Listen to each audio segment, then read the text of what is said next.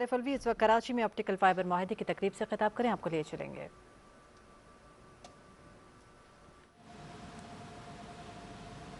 Secretary IT Sohail Rajput साहब, ख़वातीन और हज़रात, अस्सलाम वालेकुम।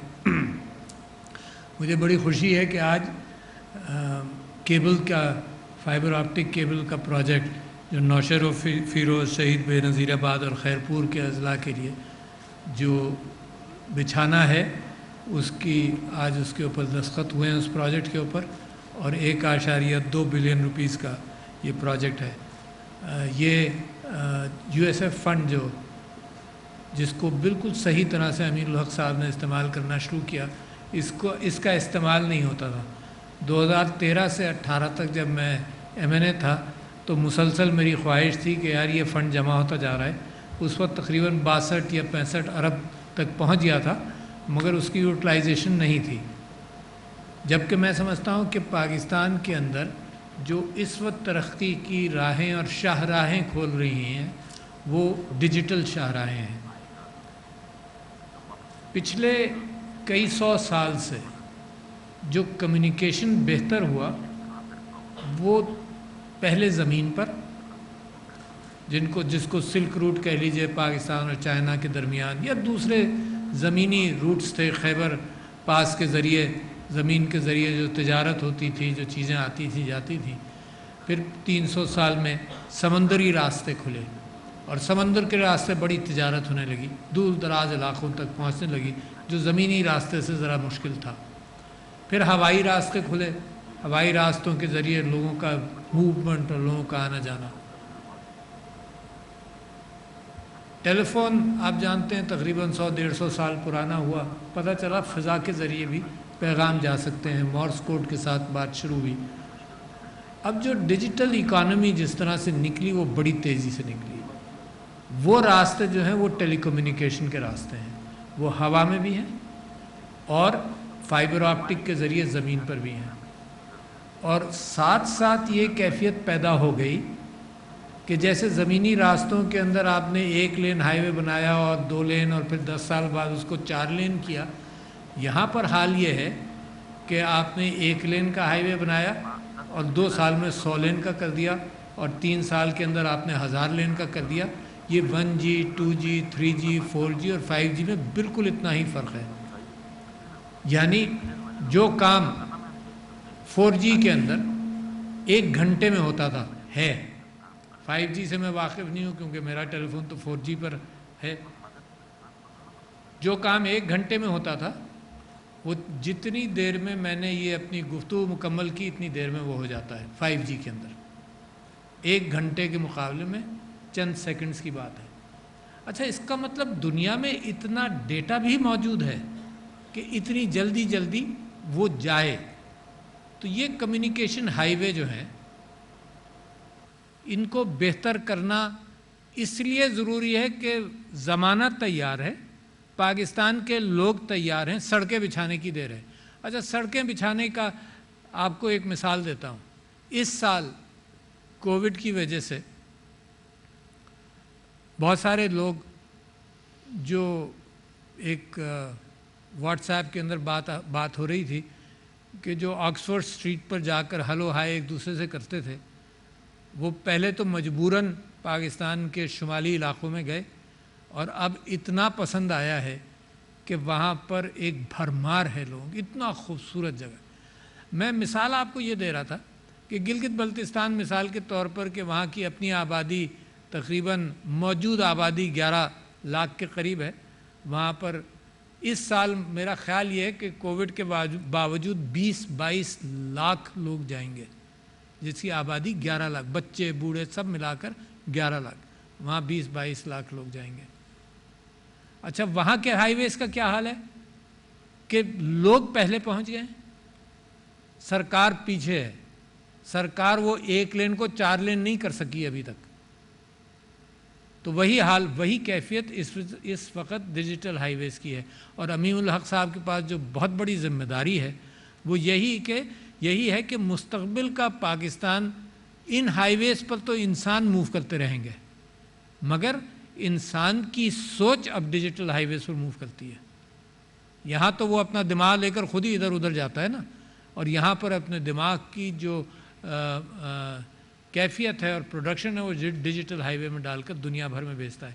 پہلے تعلیم کے لیے آدمی خود جاتا تھا اپنا بدن لے کر اور اپنا دماغ لے کر، کووڈ نے یہ چیز زیادہ سکھائی۔ اچھا میں تو واقف تھا، میں تو پتہ نہیں 10 15 20 سال سے اس بات پر گفتگو کر رہا ہوں کہ ڈیجیٹل ہائی وے تعلیم کے لیے استعمال ہو، کسی کو اثر ہی نہیں ہوتا تھا، مگر کووڈ کے اندر یہ بات یقینی کیفیت اختیار کر گئی کہ یہ اندازہ ہوا کہ اس کے ذریعے بہت سارا علم ہے۔ اچھا اب اس کا صرف یہیں تک آپ اپنے ذہنوں کو محدود نہیں رکھیں کہ کالج جائے بغیر وہ تعلیم مل جاتی ہے، آپ اس کو پھیلائیں۔ آپ یہ سمجھیں کہ دنیا کے اندر کلاؤڈ کے اندر اس وقت سارا علم موجود ہے، اب ٹیکسٹ بک سے کہیں زیادہ علم موجود ہے۔ اخبار مثال کے طور پر آپ کم لوگ خریدتے ہیں، بہت کم ہوتے جا رہے ہیں۔ ہم اور آپ جیسے ہیں جو نہیں، ہماری جو نسل ہے وہ اخبار بھی نہیں خریدتی، اس کو انفارمیشن ڈیجیٹل ہائی وے سے بڑی تیزی سے ملتا ہے، مجھ سے زیادہ تیز ملتا ہے، مجھ سے زیادہ ملتا ہے کوانٹٹی کے اعتبار سے، سلیکشن کے اعتبار سے۔ تو جو خبر آج بنتی تھی، آج جو خبر ہے وہ کل اخبار میں آئے گی 24 گھنٹے بعد۔ ٹیلی ویژن نے یہ اہتمام کیا، جو خبر ہے کوئی 1 ڈیڑھ گھنٹے بعد آ جائے گی۔ سوشل میڈیا نے یہ اہتمام کیا، جو خبر ہے وہ چند سیکنڈ کے اندر باہر آ جاتی ہے۔ تو ان سب چیزوں کے لیے یہ جو انفراسٹرکچر جو امین الحق صاحب کی ذمہ داری ہے، وہ سب سے اہم منسٹری ہے اس وقت دنیا میں، سب سے اہم پروگریس دنیا میں سب سے زیادہ آئی ٹی کے اندر۔ جو ٹاپ 10 کمپنیز ہوا کرتی تھیں فارچون 500 کے اندر بھی، اس میں سے تیل کی کمپنیاں اب ختم ہو گئیں، گیس کی کمپنیاں ختم ہو گئیں۔ کون سی چیزیں آئیں؟ علی بابا آیا، امیزون آیا، مائکروسافٹ کا گوگل آیا، الفابیٹ آیا، یہ چیزیں اب آ گئیں اینڈ دے پروڈیوس، اور تیزی سے بڑھتی ہیں۔ یہ آپ تصور کرتے ہیں کہ انڈسٹری جو ہے وہ ایک سال میں، جیسے امین الحق صاحب بھائی نے بتایا کہ ایک سال میں جناب 15% اور 10% اور 22% اور سارا investment motor and brick sector کے اندر یہ ہوتا ہے کہ 25% جس میں منافع ہو جائے ایک سال میں، وہ بہت اہم بہت بڑا انویسٹمنٹ کہلاتا ہے۔ آئی ٹی سیکٹر کے اندر ایک سال کے اندر 1000% جناب 2000%، 10,000% تک کے چینج آتی ہے۔ پاکستان کہاں ہے اس کے اندر؟ یہ چیز ہے بڑی اہم۔ پاکستان وہ جو 4th انڈسٹریل ریولوشن شروع ہوا ہے، جس کی ٹرینیں چلنی شروع ہو گئی ہیں، اس میں پاکستان کا ہے۔ تو پاکستان، میں سمجھتا ہوں کہ سب سے تیز ترقی اگر پاکستان کر سکتا ہے تو اس ٹرین پر چڑھ جائے جو اتنی تیزی سے چل رہی ہے دنیا کے اندر، اور لوگ آپ کی طرف رشک کی نظر سے دیکھتے ہیں۔ مگر اس کے لیے ضروری کیا ہے؟ دیکھیے پاکستان کو، میں بار بار کچھ جگہوں پر کہتا رہا ہوں کہ پاکستان کو ایج حاصل ہے اس بات پر نہیں کہ ہم ہوائی جہاز بنا رہے ہیں، کیونکہ اس سے زیادہ بڑے بڑے ہوائی جہاز دنیا میں بڑے ایکسپینسو کیفیت ہے، مقابلہ کرنا بڑا مشکل ہے، کہ ہم ایئر کرافٹ کیریئر بنا رہے ہیں، اس سے بڑے بڑے موجود ہیں۔ پاکستان کی سب سے بڑی ترقی یا برک اینڈ مارٹر ایکسپورٹس کے اندر، یعنی ہم سوچ سکتے ہیں کہ 15-20% پر ہر سال ہم بڑھتے چلے جائیں تو ہم کہیں نہ کہیں پہنچ جائیں گے، کچھ کیچ اپ کر لیں گے۔ پاکستان کی کامیابی اس وقت انٹلیکچول سیکٹر میں ہے۔ بہت اہم بات آپ سے کر رہا ہوں، پاکستان کی کامیابی، پاکستان کی ترقی، اور جہاں آپ نے انٹلیکچول سیکٹر کے اندر اپنا حصہ ڈالا ہے، وہاں آپ کو اللہ تعالیٰ نے کامیاب کر کر یہ دکھایا کہ نہیں، یہ لوگ ہیں جو کر سکتے ہیں۔ اور آپ کو مثال دیتا ہوں، ایک تو مثال ہے ڈیفنس سائٹ کی، جب پاکستان نے طے کیا کہ انڈیا کے نیوکلیر ڈیوائس کے بعد ہم بھی اپنا ڈیٹرنٹ بنائیں گے، تو آپ کو 7 سال لگے، فرام 1974 ٹو 1981، 7 سال لگے you manufacture your own deterrent. بہت اہم بات۔ اس کا مطلب جب آپ نیت کر سکتے ہیں، جو چیز بہت ہیوی فائنینسز کے اندر نہ ہو، انٹلیکٹ کے اندر ہیوی ہو، تو آپ کر لیں گے۔ آپ نے کووڈ کے اندر یہ دکھایا کہ انٹلیکچول پلاننگ کی، پرائم منسٹر صاحب نے ایک بساط بچھائی۔ کس چیز کی بساط بچھائی؟ ہمدردی کی، کمپیشن کی، اور اس بساط پر آپ نے کووڈ کا مقابلہ کیا۔ لوگوں نے دوسرا کام کیا، انہوں نے لاک ڈاؤن کیا، اور لاک ڈاؤن کے اوپر انہوں نے کووڈ کا مقابلہ کیا، اور آپ نے دیکھا کیا حشر ہوا، ہندوستان میں کیا حشر ہوا، دنیا بھر میں برا حشر ہوا۔ آپ نے اس کو انٹلیکچول بیس بنایا، اور کووڈ کے اندر آپ نے کافی حد تک کامیابی حاصل کی ہے۔ میں آپ سے درخواست کرتا ہوں کہ بقرعید اور اس زمانے میں بھی وہ SOPs جاری رکھیں، کیونکہ اس کووڈ کی کامیابی نے آپ کو معیشت کی کامیابی بھی دی۔ मगर coming back to the point, intellectual battle के अंदर पाकिस्तान का दिमाग किसी के दिमाग से कम नहीं है. Keep that in mind. ज़्यादा इंटेलिजेंट हो सकता है, कम इंटेलिजेंट नहीं है. तो इंटेलेक्चुअल हाईवेज और इंटेलेक्ट को मजबूत करने के काम हमको करने हैं. तो आईटी सेक्टर वो इतना बड़ा सेक्टर है कि मैं कहता हूं कि सारी मिनिस्ट्रीज़ के बराबर एक आईटी सेक्टर है. और जिस आदमी के पास है, मुझे खुशी इस बात की है कि पूरा हर काम के अंदर तेज़ी से आगे बढ़ते हैं. जो मेरा मशवरा होता है वो मैं भी इनको देता हूं और वो तेज़ी से लेकर चलते हैं. तो मैं मुबारकबाद देता हूं कि बेहतरीन काम अमीनुल हक साहब आपने किया है, माशाअल्लाह. मैं इसके साथ साथ एक और चीज़, एक और मिनिस्ट्री को इसके साथ मिक्स करना चाहता हूँ. और मैं मिसाल देता हूँ कि जब भी बाहर गया तो जापान के अंदर शिंजो आबे साहब से मैंने कहा कि जी आप इन पाकिस्तान के अंदर आपका इन्वेस्टमेंट है और आपका तजुर्बा है, पाकिस्तान के अंदर मज़ीद इन्वेस्टमेंट कीजिए. और साथ साथ ये कि हमारा आईटी सेक्टर अब परवान चढ़ रहा है. उन्होंने कहा कि जी मुझे 1 लाख आदमी आप आईटी के दे दीजिए, मैं आज उनको एम्प्लॉय करने के लिए तैयार हूँ. आज यही जर्मनी की ख्वाहिश है. आपकी तरफ लोग रश्क से देख रहे हैं कि आपका एक यूथ बल्ज है. अगर इस यूथ बल्ज को आपने इस काबिल बना दिया, और बनाने की आप कोशिश कर भी रहे हैं कि ये अपना बोझ नहीं अगली जनरेशन का बोझ उठाए, तो दुनिया के अंदर इससे अच्छा 5th largest country in the world, इससे बड़ा यूथ बल्ज दुनिया में कहीं नहीं है. लिहाजा ये आपकी स्ट्रेंथ है. अच्छा, यही आपकी स्ट्रेंथ वीकनेस बन सकती है. अगर आप इनको तालीम ना दें, इनको स्किल्स नहीं सिखाएं, तो ये यूथ बल्ज जो है ये बुढ़ापे का बल्ज बन जाएगा और वो बोझ बनेगा. आप जानते हैं पेंशन सेक्टर के एतबार से पाकिस्तान के अंदर कितनी गुफ्तगू होती रहती है कि कितना बड़ा बोझ है. मगर अगर यूथ बल्ज अपना काम करे, प्रोडक्शन दे, तो ये बोझ नहीं बल्कि बहुत बड़ा एसेट है आपके पास. अच्छा, और दुनिया की कैफियत ये है, आप जापान चले जाइए, आप यूरोप चले जाइए, उनको लोग नहीं मिल रहे.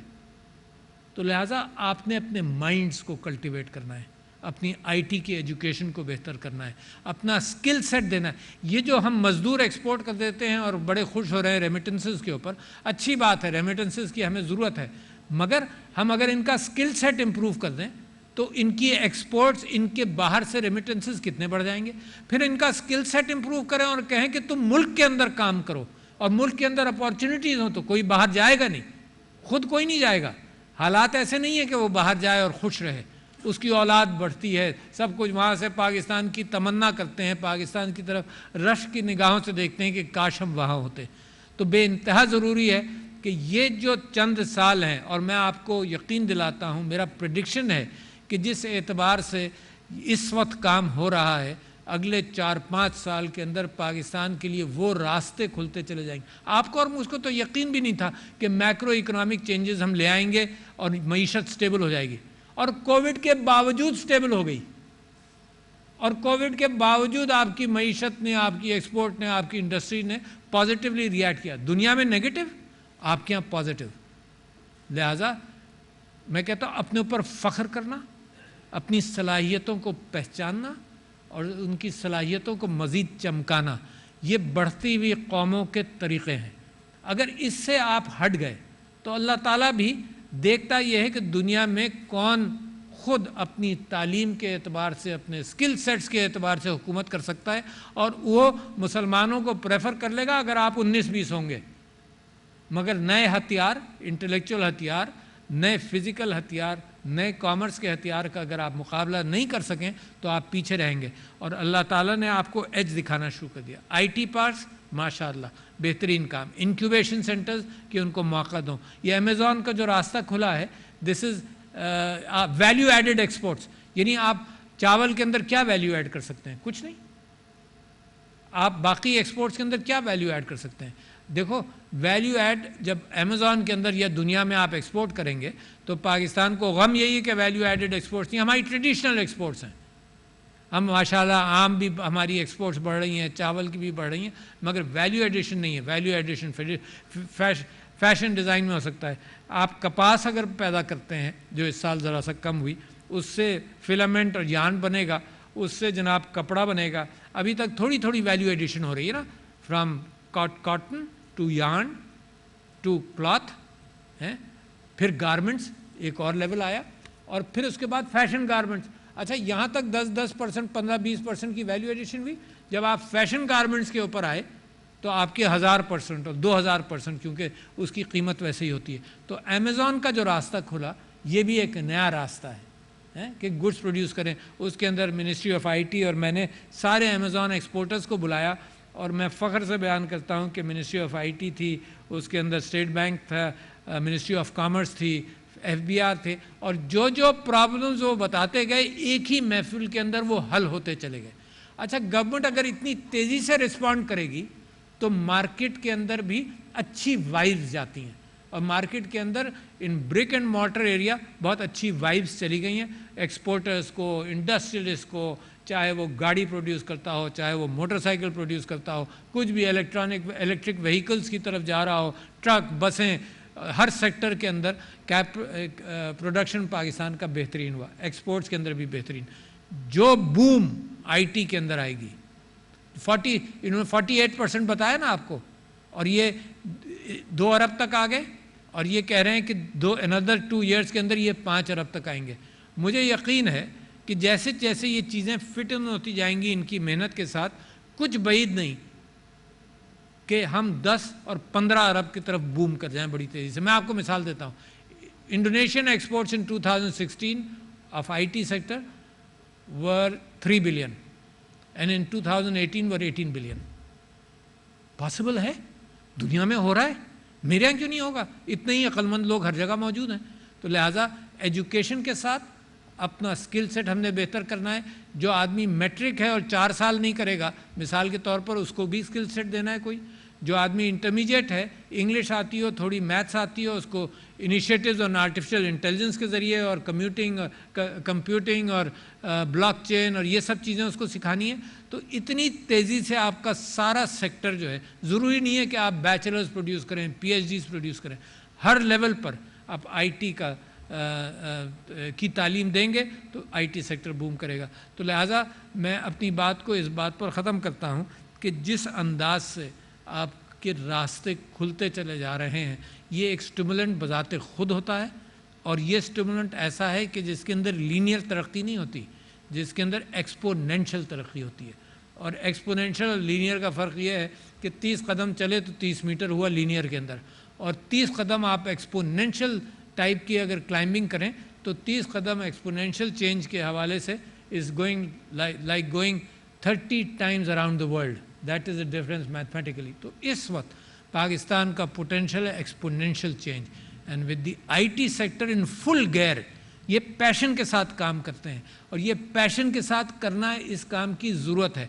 चाइना के अंदर जो सबसे बड़ी तब्दीली आई, मैं नाम भूल रहा हूँ, उसके अंदर एक बंदे का नाम किताबों के अंदर ज़िक्र आया कि वो गवर्नमेंट सेक्टर में था, मगर वो प्राइवेट सेक्टर की तरह जिस तरह से रिस्पॉन्ड करता था। तो सबसे बड़ी तब्दीली वहीं आती है जहाँ पर लोग पैशनेटली काम करते हैं। तो मैं आपको मुबारकबाद देता हूँ इतना बड़ा काम करने की, और ये तो कुछ भी नहीं है जितना आपने बिसात बिछाई हुई है, और जिस एतबार से आप इसको कंपाउंड करते जाएंगे हर एक के साथ, this is directly link to our GDP। अगर डिजिटल इकानमी, डिजिटल एक्सेस आप दे दें, तो स्टेटिस्टिक्स दुनिया में है कि सिर्फ डिजिटल ओपनिंग आप कर दें, डिजिटल पेमेंट्स करने दें, औरतों को रास्ता मिले, घर बैठे बैठे they can communicate and do things, तो सिर्फ डिजिटल इकानमी खुलने से 3% ऑफ द GDP पर सिर्फ इसी चीज़ का असर पड़ जाता है। तो बहुत शुक्रिया ख़वातीन और हज़रात, मिनिस्टर साहब आपका बहुत शुक्रिया।